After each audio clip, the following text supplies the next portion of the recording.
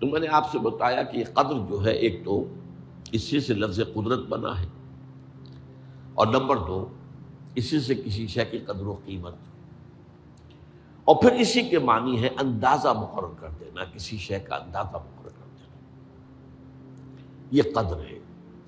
اللہ نے ہر چیز کا ایک اندازہ مقرر کر دیا ہے، اور قدر مقادیر، مشکات شریف میں ایک پورا باب ہے ایمان بالقدر، اس کا عنوان ہے صحیح معنی میں۔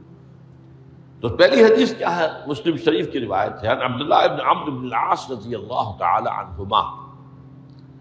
حضرت عمرو بن العاص جو بڑے سرداران قریش میں سے تھے، بڑے سیاستدان تھے اور بڑے بہادر انسان بھی تھے، ان کے بیٹے ہیں عبداللہ۔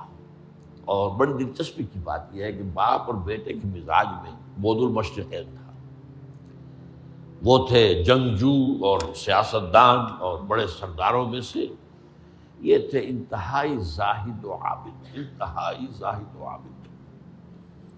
انہی کے بارے میں آتا ہے پوری رات کھڑے رہتے تھے نوافل میں، اور ہر روز روزہ رکھتے تھے، جس پر حضور نے یوں کہنا چاہیے کہ ڈانٹ پلائی۔ آپ کو اطلاع ہوئی، آپ نے بلایا، یا عبداللہ اولم اخبر انک تقوم اللیل و تصوم النہار تصوم الدہر، کیا مجھے یہ خبر نہیں دی گئی ہے؟ یعنی مجھے یہ خبر ملی ہے کہ تم پوری رات کھڑے رہتے ہو، نماز پڑھتے ہو، تم ہر روز روزہ رکھتے ہو، اب کیا کرتے؟ بلا یا رسول اللہ، جھوٹ بولنے کا تو یارہ ہے ہی نہیں، اور ہو بھی نہیں سکتا۔ فرمایا لا تفعل، سختی سے بات۔ وہ عبداللہ ابن عمرو ابن العاص رضی اللہ تعالیٰ عنہما اس کے راوی ہیں، قال قال رسول اللہ صلی اللہ علیہ وسلم کتب اللہ مقادیر الخلائق قبل ان یخلق السماوات والارض ب50,000 سنہ۔ اللہ تعالیٰ نے مقداریں اور تقدیریں، ابھی دو الفاظ میں بولوں گا تاکہ آپ کے ذہن میں بات رہے، معین کر دی تھی، لکھ دی تھی آسمانوں اور زمین کی تخلیق سے 50,000 سال قبل۔ یہ ہے قدر، ہر چیز کی ایک تقدیر جو ہے وہ معین ہوئی ہے۔ اب آئیے اس میں کتاب سے مراد کیا ہے؟ جو آیت میں نے دوسرے نمبر پر پڑھی آج، سورہ حدید کی آیت، ما اصاب بمصیبۃ فی الارض ولا فی انفسکم الا فی کتاب من قبل ان نبرأ۔ کتاب سے مراد کیا؟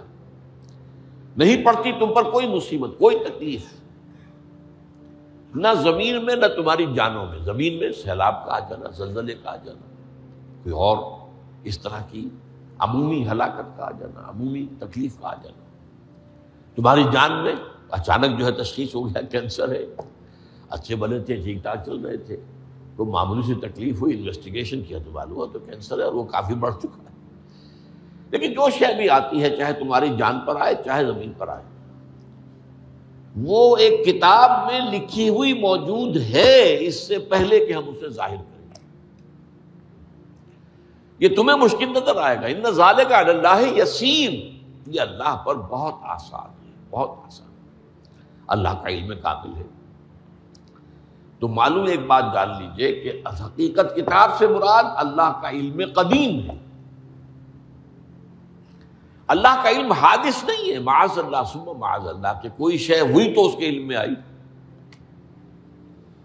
یہ ہمارے ہاں بعض گمراہ فرقوں کا عقیدہ ہے، اسے بدع کہتے ہیں، کہ اللہ کے علم میں بدع بھی ہے، یعنی کسی واقعے کے ظہور کے بعد اس پر کسی شے کا منکشف ہونا، معاذ اللہ ثم معاذ اللہ۔ یہ شان خداوندی سے بہت بڑی ہے، وہ تو عالم ما کان و ما یکون ہے، جو بھی کچھ تھا اور رہا ہے آج تک ہمیشہ سے ہے، اور جو بھی کچھ ہوگا وہ سب اس کے علم میں آنے واحد میں موجود ہے۔ آنے واحد، یہ آنے واحد کے لفظ کو اچھی طرح سمجھ لیجیے۔ مجھے سب سے پہلے تجربہ ہوا تھا، یہ سن میرا خیال ہے کہ 67-68 کی بات ہے، میں نے پہلا ہفائی سفر کیا تھا لاہور سے کراچی۔ اس وقت فوکر چلتا تھا، فوکر فرینڈ شپ، چھوٹا جہاز کے چڑیا والا، اور کرایہ 90 روپے تھا نائٹ کوچ کا۔ آج آپ تصور کیجیے.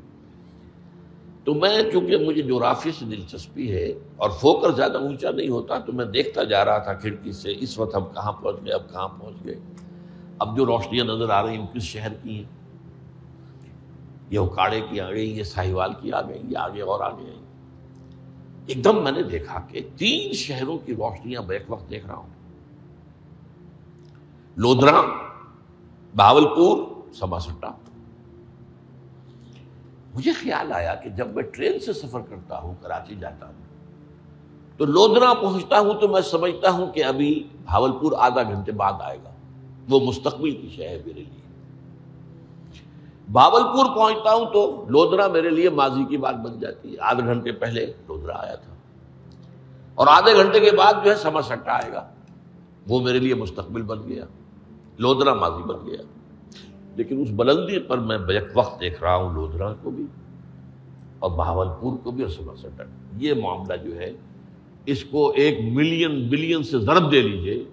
اللہ تعالیٰ اس بلند مقام سے دیکھ رہا ہے جہاں اس کے مشاہدے میں، اس کے علم میں ماضی اور مستقبل کا کوئی سوال ہی نہیں. آنے واحد، آنے واحد، آنے واحد. تو یہ در حقیقت کتاب جسے کہا گیا قرآن مجید میں بار بار بہت جگہوں پر آیا. تو یہ کتاب جو ہے در حقیقت اللہ تعالیٰ کا علم قدیم، اس میں سب کچھ موجود ہے، ہمیشہ سے موجود ہے، لکھا ہوا موجود ہے، اور کوئی غلط نہیں ہو سکتا. آگے چل کر گفتگو ہوگی اصل میں بعد میں کہ تقدیر کے جو عام عقیدے میں ہم تقدیر کہتے ہیں اس کے 2 پہلو ہیں. ایک پہلو ہے ما اصاب علی الانسان، جو کچھ انسان پر آتا ہے مصیبت، جیسے ابھی آیت میں نے پڑھی ما اصاب من مصیبت فی الارض ولا فی انفسکم. ہم ہر وقت زد میں ہیں، کوئی تکلیف آ گئی، کوئی مصیبت آ گئی، کوئی بیماری آ گئی، کوئی حادثہ ہو گیا، کوئی بچہ فوت ہو گیا، کوئی عزیز جو ہے وہ فوت ہو گیا. یہ ہر وقت حوادث ہے. تو جو بھی کچھ پیش آتا ہے وہ علم خداوندی میں ہمیشہ سے تھا.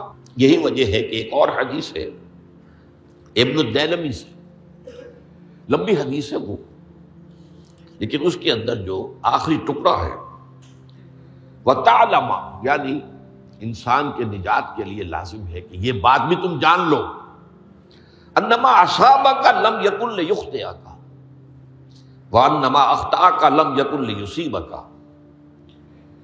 ولو مت علی غیر ھذا. اگر تم اس کے سوا کسی صورت پر ہوگے تو جہنم میں داخل ہو جاؤ گے، لدخلت النار. یہ جان لو کہ جو چیز تم پر آئی وہ آنی ہی آنی تھی. دیکھیے ہوتا کیا ہے، کاش کہ میں اگر یوں کر لیتا تو یہ نہ ہوتا. بس یہی ایمان بالقدر کے منافی ہے. جو ہوا ہے وہ اللہ تعالیٰ کے ہاں تو پہلے سے طے تھا، ہونا ہی تھا. تمہاری کوئی تدبیر، کاش کہ میں اس وقت یہ کر لیتا. یہ لا، اسی لیے ایک حدیث میں الفاظ آئے ہیں ان کلمۃ لا تفتح عمل الشیطان. اس لا سے، کاش، اس سے شیطانی عمل شروع ہو جاتا. کاش کہ یہ ہو جاتا، کاش میں یہ نہ کرتا، کاش کہ ہو جاتا. تو یہ نہیں. تعلم انما اصابک لم یکن لیخطئک.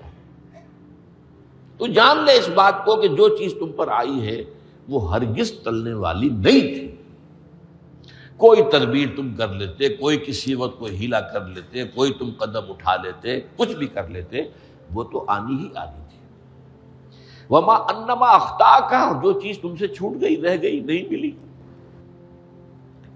ایک ویکنسی ایڈورٹائز ہوئی تھی، آپ نے بھی درخواست دی تھی، آپ کو نہیں ملی. اب آپ ہو کاش کہ میں نے فلاں سے سفارش کرا لی ہوتی. بس گئے. تو جو چیز چھوٹ گئی وہ چھوٹ جانی ہی تھی. اس میں قطعاً جو ہے کوئی شکل، کوئی تدبیر، کوئی سفارش، کسی طرح کا کوئی بھی ہیلا، کوئی جو ہے اس پہ کارگر نہیں ہو سکتا تھا. لم یکن لیصیبک ومت علی غیر ذالک. اگر تو اس کے سوا کسی کیفیت پر تیری موت واقع ہوئی، اگر یہ یقین نہیں ہے، یہ ہے تقدیر کا وہ مفہوم کہ جس کا تعلق ہے علامہ اصاب الانسان. جو انسان کے اوپر وارد ہو رہا ہے اس کے ضمن میں تقدیر کا مفہوم کیا ہے کہ جو ہوا ہے وہ تو ہونا ہی تھا. اس میں تو کسی شک و شبے کی گنجائش نہیں، بالکل قطع اللہ تعالیٰ کا فیصلہ ہے۔ البتہ در حقیقت ایک دوسرا پہلو ہے، ما یفعل الانسان، وہ جو انسان کرتا ہے۔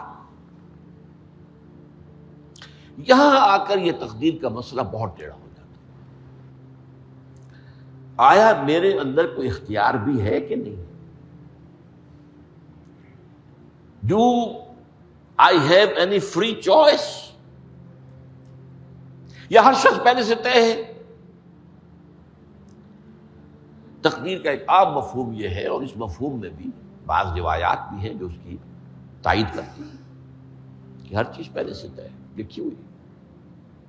اور یہ جو حدیث ہم نے ابھی پڑھی ہے، یہ گویا کہ اس کی ایک مثال ہے کہ وہ جو لکھ دیا گیا تھا، فرشتے نے لکھ دیا تھا، رحم مادر میں لکھ دیا تھا، شقی اور سعید، یہ بدبخت ہے یا سعادت مند ہے۔ تو ایک شخص پوری عمر نیکی کے کام کرتا رہا،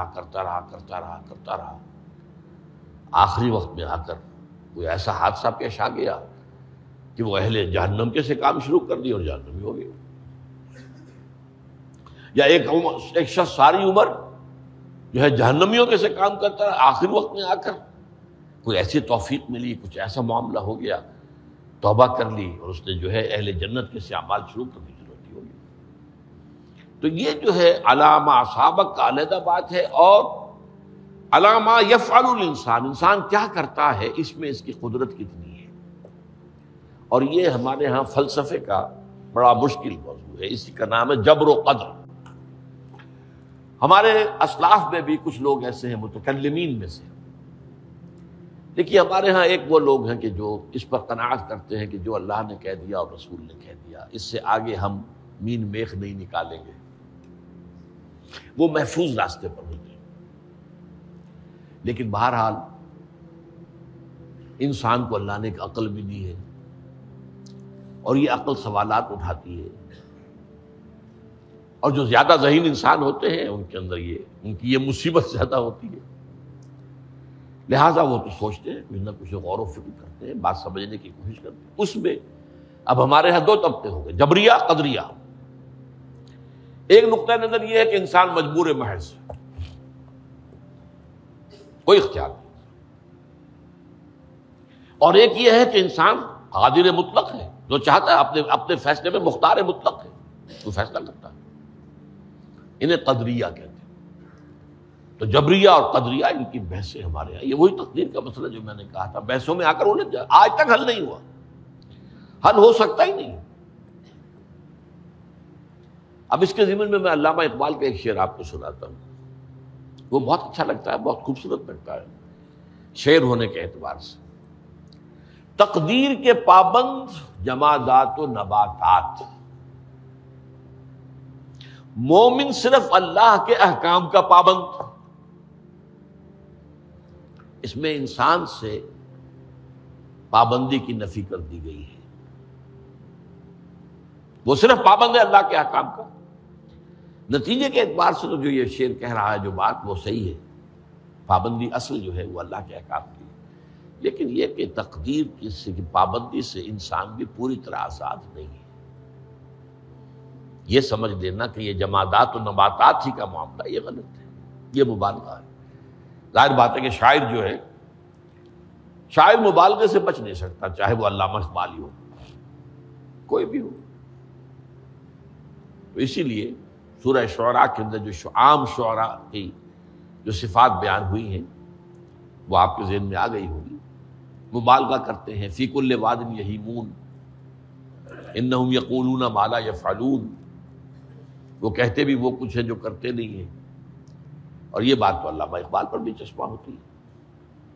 بہرحال یہ شعر ذرا پھر نوٹ کیجئے، تقدیر کے پابند جمادات و نباتات، مومن صرف اللہ کے احکام کا، کوئی بات صحیح نہیں ہے۔ انسان بہت سے اعتبارات سے مجبور ہے۔ سب سے پہلے جو ہے انسان کے اندر ایک تقدیر نوعی ہے، نوع انسان۔